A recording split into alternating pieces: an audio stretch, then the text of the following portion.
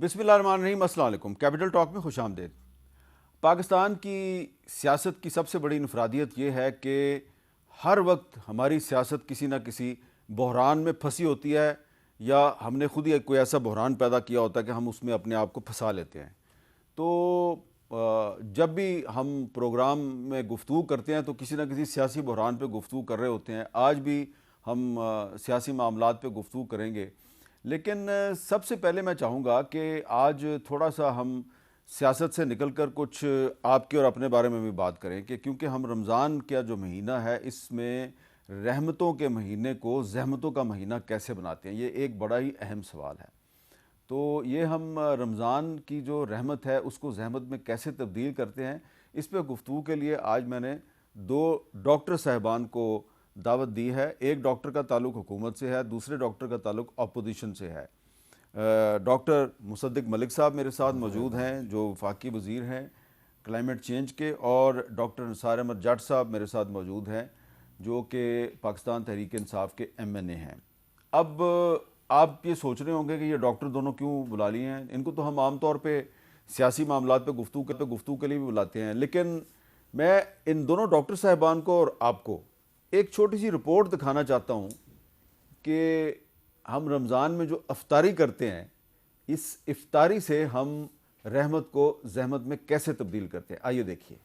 अफ्तार के लवाज़मात में पकोड़े समोसे कुछ इस तरह से लाजिम हैं गोया इनके बिना रोज़ा खोलना मुमकिन ही ना हो। ये चटपटे पकवान जब इस्तेमाल शुदा तेल में बार बार डीप फ्राई किए जाते हैं तो कई गुना कैलोरीज में इजाफे के साथ कोलेस्ट्रॉल, फैटी लिवर और मोटापे का सबब भी बनते हैं, मगर जुबान को ऐसा चस्का पड़ चुका है कि आदत छुटती ही नहीं। समोसे पकोड़े तो मस्त है रमज़ान में। पकोड़े, समोसे और जलेबी के बगैर अफ्तारी होती ही नहीं है। अभी 30 दिन खाने हैं पकोड़े, ये नहीं है तो रमज़ान जो है अधूरा है। समोसे के बगैर अफ्तारी में मज़ा नहीं आता।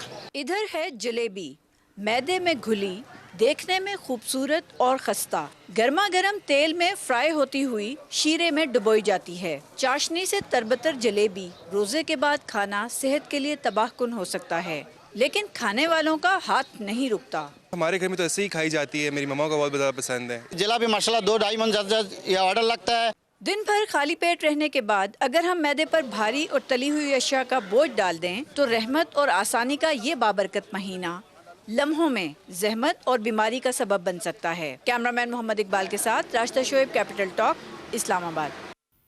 जी, एक बज़ाहिर बड़ी आम सी सादा सी एक रिपोर्ट है, लेकिन अगर आप इस पर गौर करें तो आपको पता चलेगा कि हम रहमत को ज़हमत कैसे बनाते हैं। जी, डॉक्टर मुसद्दिक मलिक साहब आपसे गुफ्तगू का आगाज़ करते हैं। ये अभी 3-4 दिन पहले की बात है, एक इफ्तारी में इत्तेफाक से आप और मैं इकट्ठे थे। आप मेरे सामने थोड़ा सा लेफ़्ट की तरफ बैठे हुए थे, तो मैं देख रहा था कि ना चाहते हुए भी आपकी प्लेट में पकोड़े भी थे, समोसा शायद मुझे नहीं नज़र आया, और इसी तरह की चीज़ें थी जो कि हमें नहीं खानी चाहिए, और मेरी भी प्लेट में वही कुछ डाल दिया गया था। और ज़ाहिर बात है निसार जट साहब भी आजकल इफ्तारियों पे जा रहे होंगे, उनको भी यही कुछ खाना पड़ता होगा। तो ये रमज़ान में हम बजाय के रोज़े रख के नेकियां कमाएं, हम इस पूरे रमज़ान के महीने में 30 दिन पकोड़े और समोसे और जलेबियाँ खा खा के अपने आप को ज़हमत का शिकार करते हैं। कभी आपने सोचा है कि ये हम क्यों करते हैं? मैं तो बहुत सोचता हूँ जी, मैं बड़ी कोशिश भी करता हूँ। मैंने इस दफ़ा रिज़ॉल्व किया था कि मैं कुछ वज़न भी कम करूँगा और कुछ खाना भी किसी बेहतर तरीक़ाकार से खाऊँगा। लेकिन कुछ रिवायात हमारी ऐसी हैं, जैसे कि आपने उस दिन देखा कि खाना सर्व होने से पहले खाना नहीं सर्व किया जाता।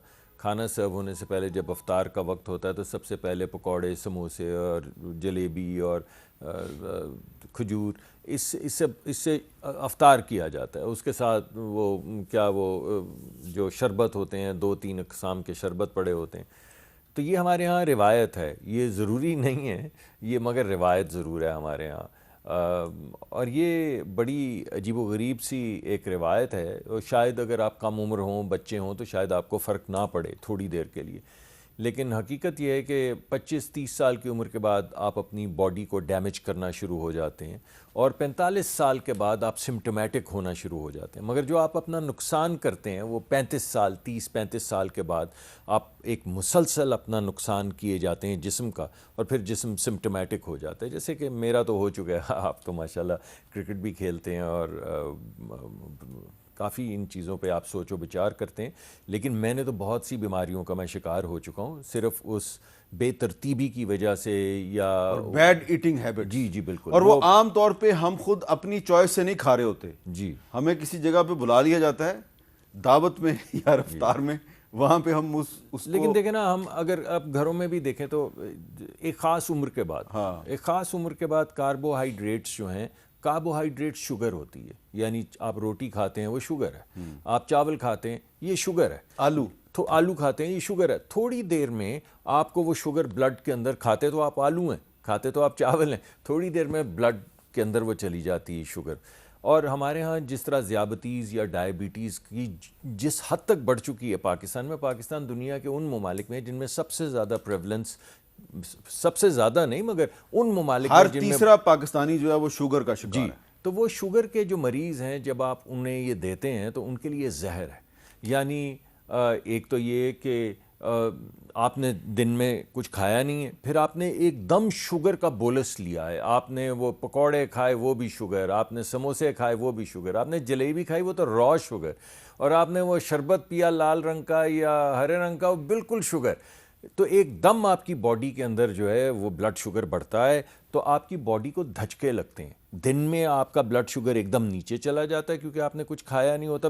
خاص طور پہ شوگر کے مریض جو ہیں ان کے لیے یہ ضروری ہے, جن کی ویسے تو ان کو اپنے ڈاکٹر سے مشورہ کرنا چاہیے روزے کے حوالے سے, لیکن وہ لوگ جن کو شوگر ہو وہ اگر صبح سحری نہ کریں تو وہ بھی ان کے لیے مضر ہے, کیونکہ کئی لوگ ہیں وہ رات کو ہی بس کھا کے تو مزہ لے کے پھر سو جاتے ہیں کہ چلو جی کوئی گل نہیں, 8 پہرا ہو گیا, تو وہ بھی مضر ہے.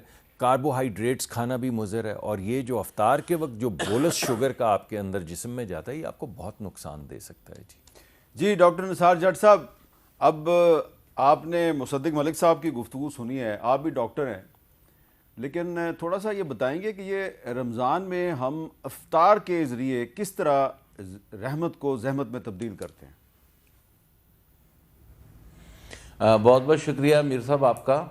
میر صاحب بیسیکلی جو افطار میں ہمارا جو ٹرینڈ بن چکا ہے نا, وہ ایک مثال بنی ہوئی ہے اپنا کہ حکیم لقمان کی طرف سے کہا جاتا ہے کہ ٹھنڈا کھائیے تتا نہائیے, تے کدی بھی ڈاکٹر کو نہ جائیے یا حکیم کو نہ جائیے.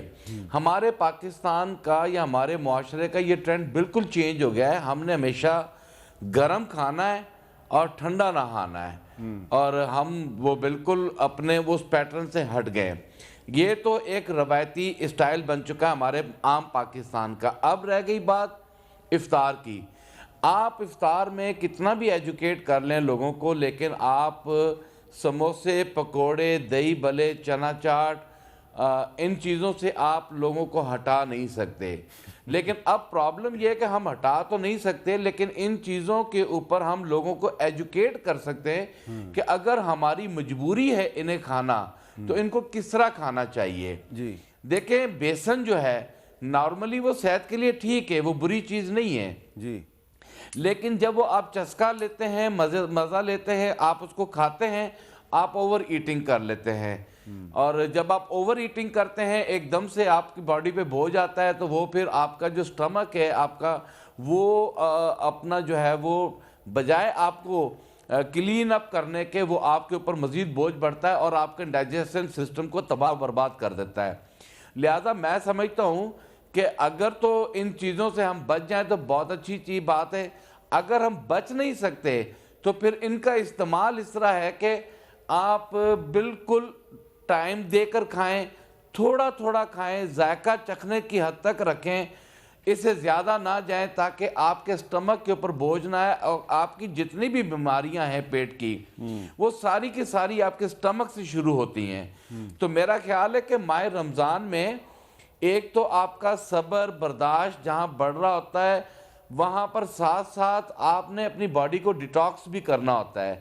تو میرا خیال ہے کہ نرم غذا اور متوازن غذا یہ جو ہے یہ آپ کے شریر کو جو ہے وہ اپنا امیون آپ کو بڑھاتی ہے اور آپ کا امیون سسٹم جو ہے وہ اس کو اسٹرانگ آپ کا مشورہ تو بالکل ٹھیک ہے، لیکن ہم یہ بات کر رہے ہیں کہ جب مجھے یا آپ کو کسی افطار میں بلا لیا جائے تو وہاں پہ تو یہی چیزیں ہوں گی نا، تو اب ہم نرم اور اچھی چیزیں جو ہے وہ کہاں سے تلاش کریں؟ اس کے لیے پھر ہمیں اپیل کرنی چاہیے دوستوں سے، رشتہ داروں سے جو ہمیں بلاتے ہیں کہ بھائی ہمیں ذرا وہ چیز کھلائیں جو آپ کے لیے بھی اچھی ہو اور ہمارے لیے بھی اچھی ہو. جی ڈاکٹر صاحب اس بارے میں کیسے ایجوکیٹ کریں؟ میں 2-3 چیزیں آپ کو کہنا چاہوں گا. میں جب امریکہ میں پی ایچ ڈی کر کے ہٹا تو مجھے ایک لیب نے ملازمت آفر کی، اور وہ جو پلیٹ فارم آفر کیا انہوں نے، یعنی جو نوکری جو وہاں پہ کام کرنا تھا اس کا نام تھا فریلٹی، یعنی بڑھاپا. کہ آپ کی زندگی کے اندر یہ جو بڑھاپا آتا ہے یہ کن عوامل پہ پریڈیکیٹڈ ہے اور اس کو کیسے آپ قابو اس پہ پا سکتے ہیں، اس پہ وہ ریسرچ سینٹر تھا. تو میرے لیے پہلی مرتبہ حیران کن چیز ہوئی، اور جس سے پھر آپ کو وہ اسلام کا بھی کیونکہ ہم مسلمان ہیں تو ہم ہر چیز کو اسلام کے زاویے سے بھی دیکھتے ہیں. تو مجھے وہاں پہ جو سب سے بڑا سائنسدان تھا اس نے مجھے یہ بتایا کہ the only pathway to longevity is starvation, یعنی واحد راستہ جو لمبی زندگی اور بڑھاپے کی طرف جو آپ کے بڑھتے ہوئے قدم ہیں ان کو سلو ڈاؤن کرنے کا طریقہ کار ہے وہ فاقہ ہے. جو ہمارے لیے روزہ ہے، اگر آپ نیت سے نہ کریں تو فاقہ ہے، اگر نیت سے کریں تو روزہ ہے. لیکن یہ بات کہ جسم کو سٹاف کرنے سے یہ امیون سسٹم کا بھی ڈاکٹر صاحب نے ذکر کیا کہ وہ بھی ایکٹیویٹ ہو جاتا ہے جب ہیومن باڈی سٹریس میں آتی ہے، تو یہ بڑھاپے کو بھی زائل کرنے کا بہترین طریقہ ہے. اور یہ اپنی زندگی کو بھی، اللہ کے ہاتھ ہے زندگی، مگر اس کو بڑھانا جو ہے اگر آپ اپنے عوامل سے اور اپنے عمل سے اور اپنی جو لائف سٹائل ہے اس سے بڑھانا چاہیں تو سٹارویشن بڑا اہم کردار ادا کرتی ہے. میں نے اگرچہ وہ اس وقت نوکری نہیں لی، لیکن یہ جو کانورسیشن جو انٹرویو کے درمیان میں ہوئی اباؤٹ سٹارویشن، یعنی آدھ گھنٹہ یہی بات ہوتی رہی کہ سٹارویشن کا کیا رول ہے لانجیوٹی میں اور بڑھاپے میں، فریلٹی میں. دوسری جو بڑی اہم چیز زندگی میں جو سامنے آئی وہ یہ ہے کہ اصل میں 2 ایڈکشنز ہیں جو بڑی شدید ہوتی ہیں، جو ہمیں نظر نہیں آتی. جو دیگر ایڈکشنز ہیں وہ تو کیونکہ معاشرے کے اندر ان کی پذیرائی نہیں کی جاتی، ان کو سینکشن کیا جاتا ہے تو وہ نظر آ جاتی ہے، ہم کہتے ہیں یہ ایڈکشن ہے. لیکن 2 ایڈکشنز بہت مضر ہیں سر، ایک سالٹ کی اور ایک شوگر کی. یہ دونوں ایڈکٹیو ہیں. نمک اور چینی دونوں کی ایڈکشن ہے. اور بالخصوص نمک، یہ جو آپ سموسے کھاتے ہیں، یہ سموسے کی شاید طلب ہو، مگر مجھے لگتا ہے زیادہ طلب جو ہے وہ اس نمک کی ہو رہی ہوتی ہے، وہ جو آپ نے مسالے ڈالے ہوتے ہیں، جو آپ نے چٹنیاں بنائی ہوتی ہیں. تو یہ جو چپس بچے کھاتے ہیں، دوریتوز کھاتے ہیں، آپ گھروں میں جائیں ایسے اندھا دھند کوک لیا ہوا اور دوریتوز، یہ کیا ہے؟ یہ دوریتوز کی ایڈکشن نہیں، یہ سالٹ ایڈکشن ہے to a very large extent.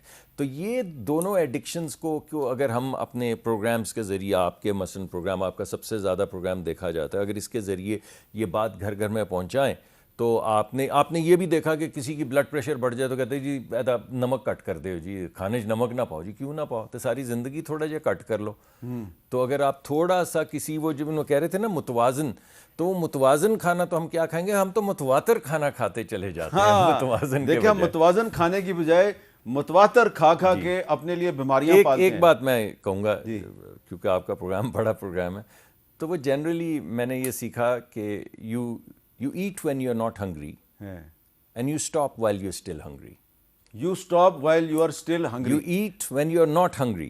یعنی آپ اتنا نہ اپنے آپ کو رکھیں کہ آپ بالکل وہ پنجابی میں کہتے ہیں نا بویتے آنگو کھانے میں پہ جاؤ. اچھا، یہ آپ نے بظاہر تو ایک انگریزی کی مجھے سینگ جو ہے وہ سنائی ہے، انگریزی کی کہاوت سنائی ہے، لیکن یہ حدیث نبوی. جی بالکل، میں اسی حوالے سے ہے نا، میں لٹرلی اس کو ٹرانسلیٹ اس وجہ سے نہیں کرنا چاہ رہا تھا کہ غلطی نہ ہو جائے. اچھا، بہت اچھا کیا آپ نے. اچھا ڈاکٹر نثار جٹ صاحب، کیا ہم کم از کم رمضان کے مہینے میں تیل اور چینی، یعنی کہ آئل اور چینی اور سالٹ کا استعمال جو ہے اس کو کم کر دیں تو ہمیں فائدہ نہیں ہے اس میں؟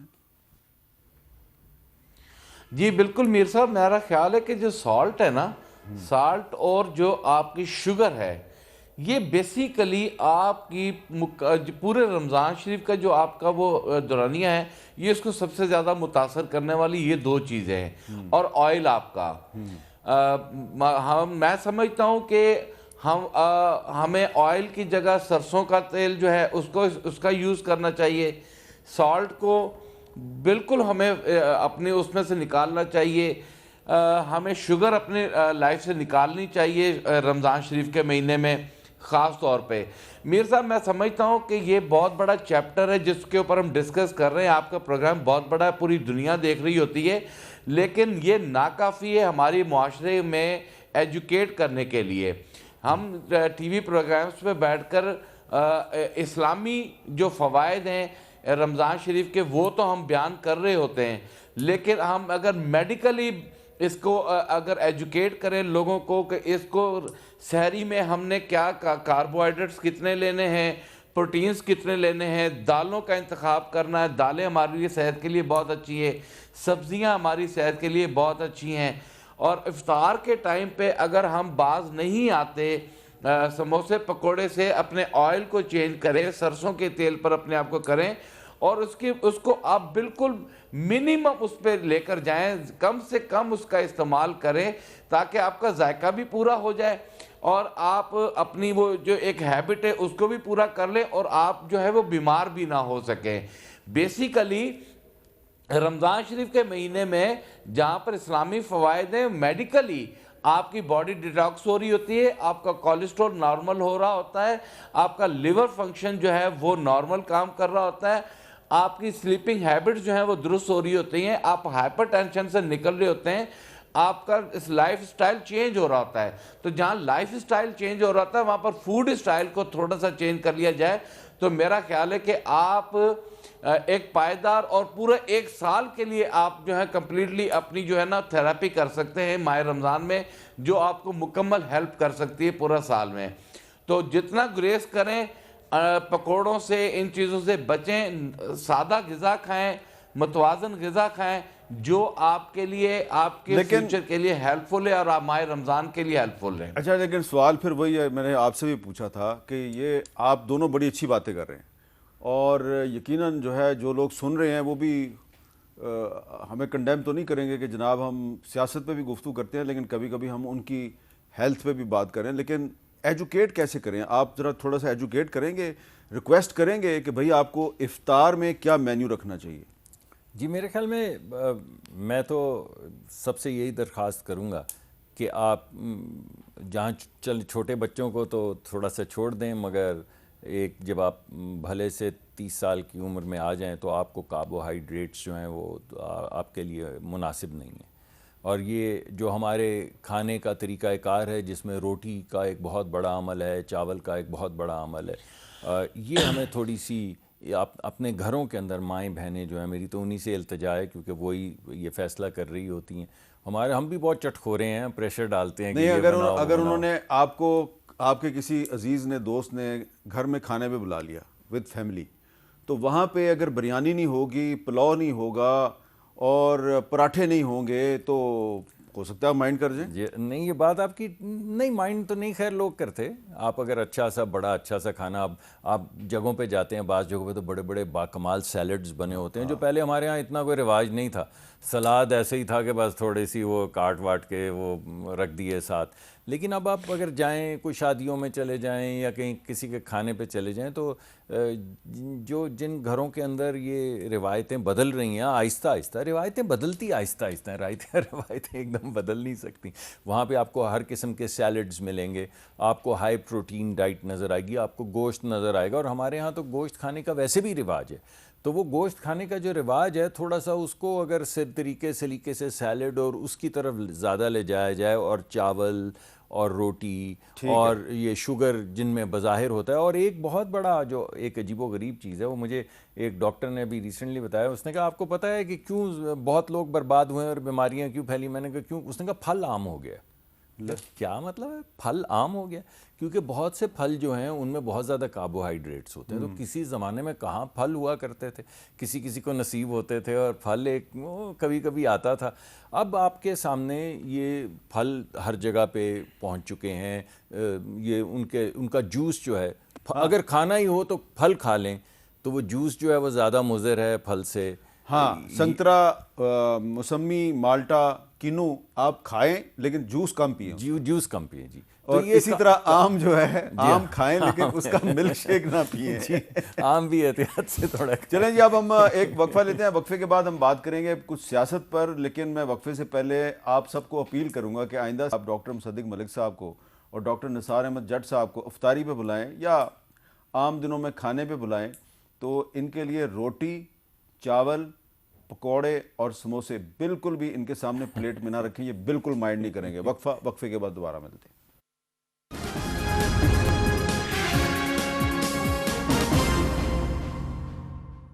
کیپٹل ٹاک میں دوبارہ خوش آمدید.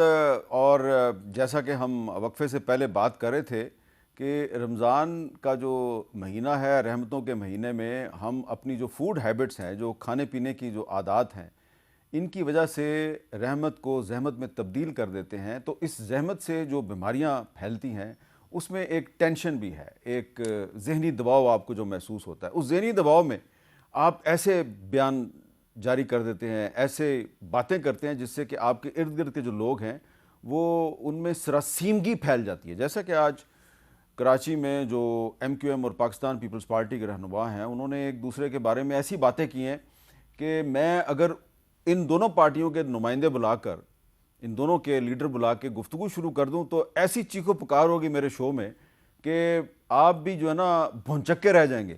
ریٹنگ تو مجھے بہت ملے گی، لیکن میں نے سوچا کہ نہیں، آج ریٹنگ نہیں لینی. آج ہم نے کچھ ایسے موضوعات پہ بات کرنی ہے کہ جس سے کہ تھوڑی سی لوگوں کی ایجوکیشن ہو جائے. تو لیکن وہ ایجوکیشن کے لیے 15-20 منٹ ہم نے گفتگو کر لی ہے. اب ذرا آتے ہیں پاکستان کے جو موجودہ سیاسی حالات ہیں. آج بھی پارلیمنٹ ہاؤس اور سپریم کورٹ کے باہر اپوزیشن کے رہنما جو ہیں انہوں نے مظاہرہ کیا ہے. وہ مطالبہ کر رہے تھے جی کہ جو اڈیالہ جیل میں بند ہیں پاکستان تحریک انصاف کے بانی چیئرمین عمران خان صاحب، ان کے لیے جو سہولتیں ہیں ان میں اضافہ کیا جائے. اور آج اسپیکر ایاز صادق صاحب جو ہیں انہوں نے ایک بات کی ہے، وہ بڑی اہم ہے. ذرا سنیں وہ کیا کہہ رہے ہیں. یہ کہتے تھے کہ ان کو الشفا شفٹ کر دیں، یہ کہتے تھے کہ 1 ہفتے کے لیے شفٹ کر دیں. اگر ڈاکٹر کہے گا تو شفٹ، ڈاکٹر کہے گا مہینے کے لیے شفٹ کر دیں، مہینے کے لیے شفٹ ہو جائے گا. جب ڈاکٹر ہی نہیں مان رہا، ڈاکٹر کہتا ہے کوئی فکر کی بات نہیں ہے، سب کچھ کنٹرول میں ہے، تو پھر فیصلہ تو جیل احکامات پہ جو ہے اس پہ چلے گا، کسی قاعدے قانون سے چلے گا. تو یہ کہنا کہ جی آنکھ ٹھیک نہیں ہے، خرابی ہو گئی، دیر کر دی، تاخیر کر دی، ایسی کوئی بات نہیں ہے. جی ڈاکٹر نثار احمد جٹ صاحب، ایاز صادق صاحب کہہ رہے ہیں اگر ڈاکٹر کہے گا تو ہم عمران خان کو ہسپتال شفٹ کر سکتے ہیں، لیکن ڈاکٹر نہیں کہہ رہا. تو آپ یہ نہیں سمجھتے کہ اگر آپ کوئی رویہ اپنا مناسب کر لیں تو ڈاکٹر کچھ نہ کچھ کہہ ہی دے گا کہ خان صاحب کو 15 دن کے لیے، 20 دن کے لیے ہسپتال بھیج دیں؟ یہ آپ نے مجھ سے سوال کیا ہے؟ جی ڈاکٹر نثار جٹ صاحب آپ سے کیا ہے.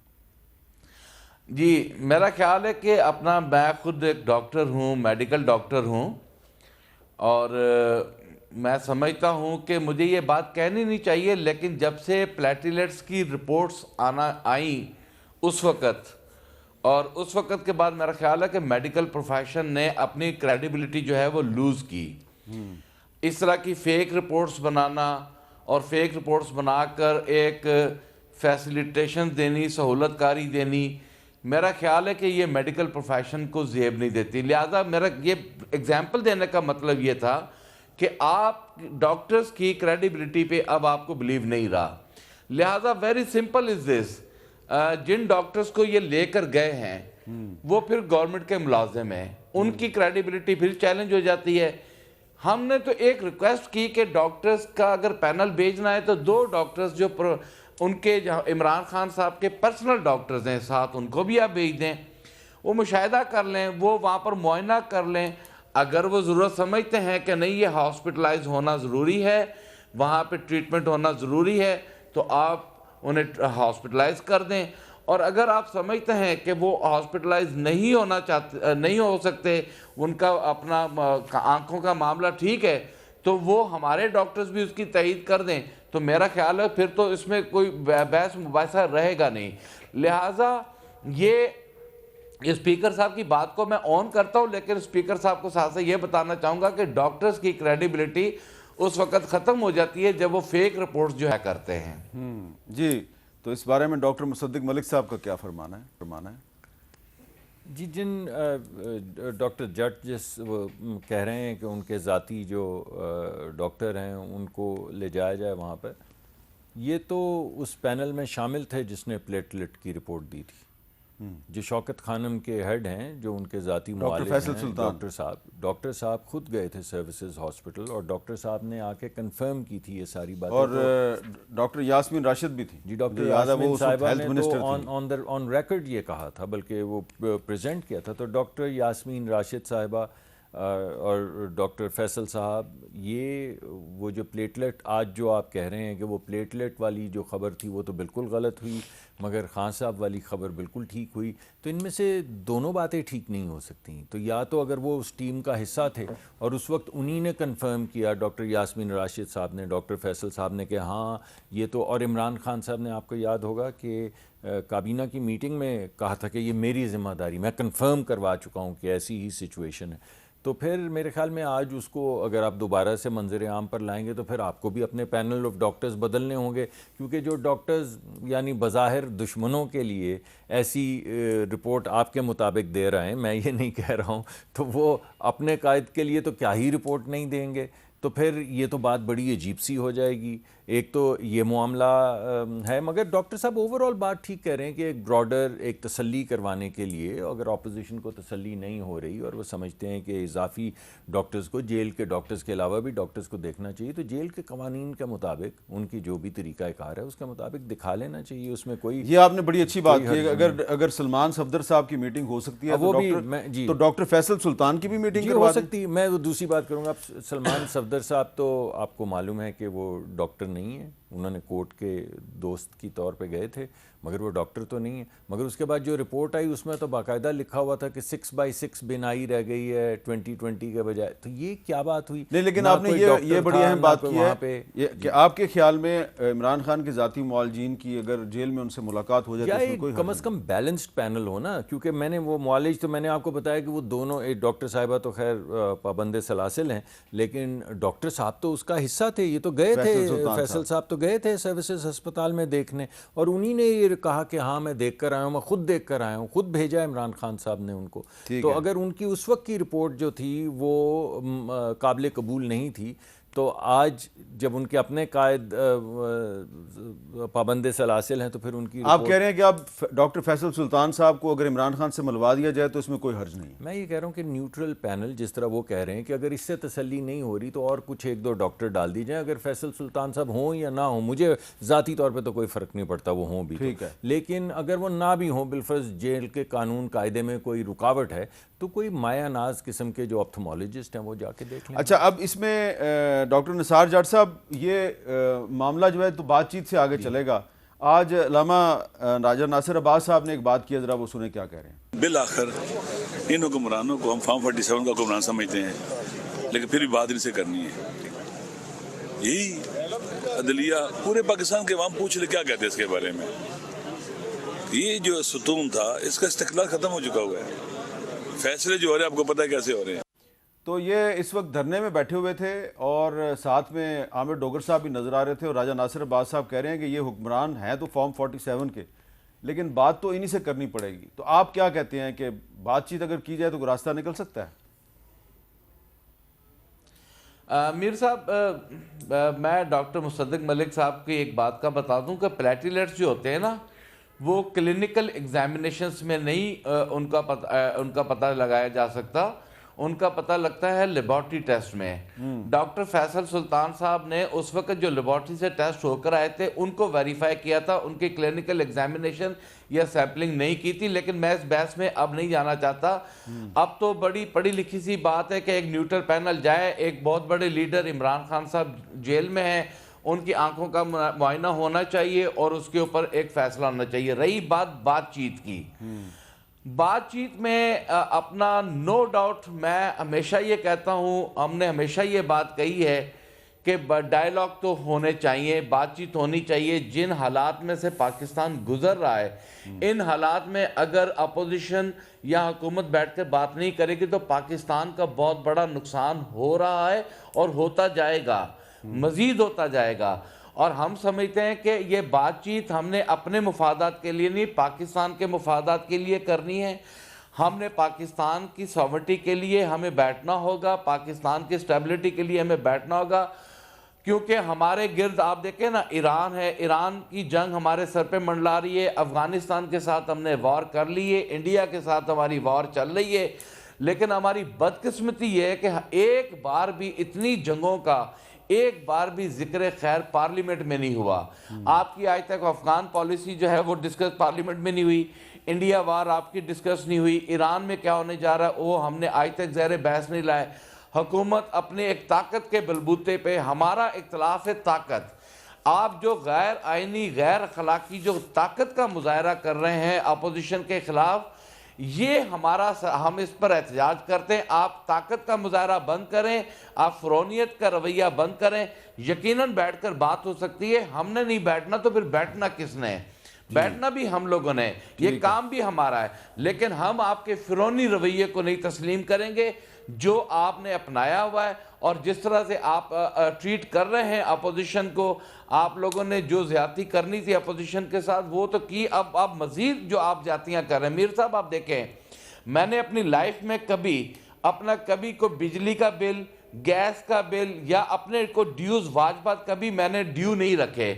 آپ یقین کریں کہ لاسٹ ویک فیسکو کے ملازمین, ان کا ایس ڈی او ایکسین رات کو 1 بجے آئے ہیں اور میرے گھر کے سارے میٹر اتار کے لے گئے, اور گھر بالکل اندھیرے میں چلا گیا. میری بوڑھی ماں جو ہے وہ گھر میں, وہ تہجد گزار ہیں, وہ وہاں پر گھر میں موجود ہیں. میری بیٹی, میری فیملی, میری بیگم, میرے بچے گھر میں, اور ہم پریشان کہ جی بجلی کیوں چلی گئی. پتہ چلا کہ جی میٹر اتار کے لے گئے, اور میٹر اتار کے لے کے جانے کی وجہ جب ہم نے محکمے سے پوچھی, انہوں نے کہا جی ہمیں اوپر سے حکم ہے.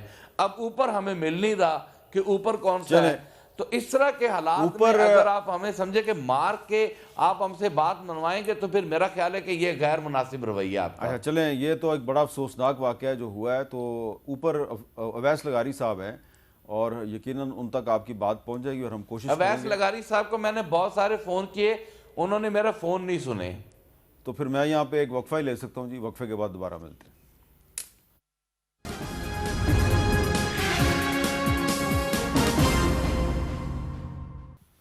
کیپٹل ٹاک میں دوبارہ خوش آمدید. یہ جو سیاسی بحث ہوتی ہے نا, اور حالات حاضرہ یعنی کہ کرنٹ افیئرس, اس میں بہت سے ایسے موضوعات جو ہیں ان کو ہم بہت کم وقت دیتے ہیں جس پہ ہمیں بہت زیادہ بات کرنی چاہیے. مثال کے طور پہ آج کل کہا جاتا ہے جی کہ فیک نیوز نہ پھیلائیں, فیکٹس پہ بات کریں. تو فیکٹس پہ اگر ہم بات کریں تو بڑے ہی انٹرسٹنگ جو فیکٹس ہیں وہ ہمارے سامنے آتے ہیں. مثلاً ادارہ شماریات پاکستان جو ہے, اس کی جو فروری 2026 کی رپورٹ ہے, اس کے مطابق پاکستان کے جو صوبے ہیں اس میں غربت میں سب سے آگے جو صوبہ ہے وہ ہے جی بلوچستان. 47% غربت ہے جی وہاں پہ. خیبر پختونخوا میں 35.3% ہے, سندھ میں 32.6% ہے, پنجاب میں 23.3% ہے. سب سے غریب صوبہ بلوچستان ہے, سب سے امیر صوبہ نظر آ رہا ہے جی پنجاب. بے روزگاری میں سب سے آگے کون ہے جی؟ خیبر پختونخوا. 9.6% ہے جی بے روزگاری. پنجاب میں 7.3% ہے, بلوچستان میں 5.5% ہے, سندھ میں 5.0% یعنی کہ 5%. سندھ میں روزگاری جو ہے وہ سب سے کم ہے, خیبر پختونخوا میں سب سے زیادہ ہے. اب پولیس میں جو کرپشن ہے, اس میں جو ٹرانسپیرنسی انٹرنیشنل کی رپورٹ ہے تازہ ترین, وہ کہہ رہی ہے جی پنجاب میں 34% ہے جی کرپشن, بلوچستان میں 22%, سندھ میں 21%, خیبر پختونخوا میں 20%. تو کے پی کے کی پولیس سب سے کم کرپٹ ہے. خودکشی کی شرح جو ہے یہ سب سے زیادہ پنجاب میں ہے اور 79.7%, سندھ میں 14.6%, خیبر پختونخوا میں 3.8%, بلوچستان میں 1.9%. سب سے زیادہ پاکستانی جو ہیں وہ ملک چھوڑ کے بیرون ملک کہاں سے جا رہے ہیں؟ سب سے زیادہ پنجاب سے جا رہے ہیں جی 25.7%، خیبر پختونخوا میں بھی یہی شرح ہے 25.7%، سندھ میں 8.3%، بلوچستان میں صرف 1%۔ بلوچستان میں سب سے کم لوگ باہر جا رہے ہیں۔ اور سب سے زیادہ ٹیکس کون سے صوبے کے لوگ دیتے ہیں؟ سب سے زیادہ ٹیکس سندھ کے لوگ دیتے ہیں 45%، پنجاب 35%، خیبر پختونخوا 3.5% اور بلوچستان 2%۔ تو مصدق ملک صاحب چھوٹا سا کمنٹ کہ بے روزگاری میں سب سے آگے ہے خیبر پختونخوا، غربت میں سب سے آگے ہے بلوچستان، اور کرپشن میں سب سے آگے ہے پنجاب۔ Any reason? میرے خیال میں جی یہ مسئلہ پچھلے دنوں پرائم منسٹر نے بھی اپنی تقریر میں اٹھایا، آپ شاید اس دن موجود تھے، تو انہوں نے یہ تمام مسائل جو ہیں ان کی نشاندہی کی تھی۔ اس میں تھوڑی بہتری آئی ہے بھی پچھلے دنوں، پہلے وہ پرسیپشن کی کوئی رپورٹ آئی تھی، مجھے بھی انہوں نے بلایا ہوا تھا کہ جو پرسیپشن اور ریالٹی ہے اس میں تھوڑا سا فرق ہے، مگر جو ریالٹی ہے وہ پھر بھی اتنی اندوہناک ہے کہ اس پہ کام کرنا تمام حکومتوں کے لیے فرض ہے۔ ابھی آپ نے مختلف زاویوں سے دیکھ کے یہ رپورٹ جو ہے پیش کی، لیکن جس طرح کی محرومیت بلوچستان میں ہے، کسی بھی زاویے سے آپ دیکھنے کی کوشش کریں تو آپ کو شاید کوئی اور ایسا صوبہ نہیں نظر آتا۔ تو میرے خیال میں سب سے زیادہ بھی ہم نے ایک ولنربلٹی کی رپورٹ نکالی تھی، جس میں جو 20 ڈسٹرکٹ سب سے زیادہ ولنربل تھے، بھوک کے لحاظ سے، تباہی کے لحاظ سے، بربادی کے لحاظ سے، تعلیم کے لحاظ سے، صحت کے لحاظ سے، ان میں سے 18 جو ہیں وہ صرف بلوچستان میں تھے۔ تو اس کو امپروو کرنے کی ضرورت جی بہت زیادہ ضرورت ہے، اور 70% 69% جو بچے ہیں اس وقت بلوچستان میں وہ اسکول میں انرول نہیں ہو پاتے۔ یہ دیکھیں بہت بڑا مسئلہ ہے، بہت بڑا مسئلہ ہے۔ جی ڈاکٹر نثار جاٹ صاحب، گورنمنٹ اور اپوزیشن مل کر کیا ان معاملات پر توجہ نہیں دے سکتے؟ میر صاحب دیکھیں، ان معاملات پہ توجہ ہی گورنمنٹ اور اپوزیشن نے مل کر دینا ہے۔ گورنمنٹ اگر خود سے سمجھے نا کہ یہ ان چیزوں پہ، ان معاملات پہ اگر آپ قابو پا لیں گے تو یہ ممکن نہیں ہوتا۔ ہمارا کام ہوتا ہے نشاندہی کرنا، گورنمنٹ کا کام ہوتا ہے معاملات کا حل نکالنا۔ یہاں پر آپ اپوزیشن کو مکمل دیوار سے لگا چکے ہیں، بلکہ دیوار میں چنا چکے ہیں۔ تو میرا خیال ہے کہ اپوزیشن کا کردار تو یہاں پر مائنس کر دیا ہے۔ اب حکومت سمجھتی ہے کہ ہم خود سے یہ سارے معاملات کر لیں گے، تو میرا خیال ہے کہ ان کی غلط فہمی ہے۔ بہت بہت شکریہ نثار جاٹ صاحب اور ڈاکٹر مصدق ملک صاحب۔ اور آخر ہمارے ایک شاعر دوست کئی دفعہ کیپٹل ٹاک میں آئے، سلمان گیلانی صاحب اس دنیا سے رخصت ہو گئے، اللہ تعالیٰ ان کی مغفرت فرمائے۔ ان کی اور زعیم قادری صاحب جو ہیں، ان کا میں کلپ جو ہے وہ آج تلاش کر رہا تھا، 2005 کا مجھے ملا، اس ٹیپ میں کچھ گڑبڑ تھی، لیکن ان کا کلپ میں انشاءاللہ کل چلاؤں گا، لیکن آج سلمان گیلانی صاحب کا۔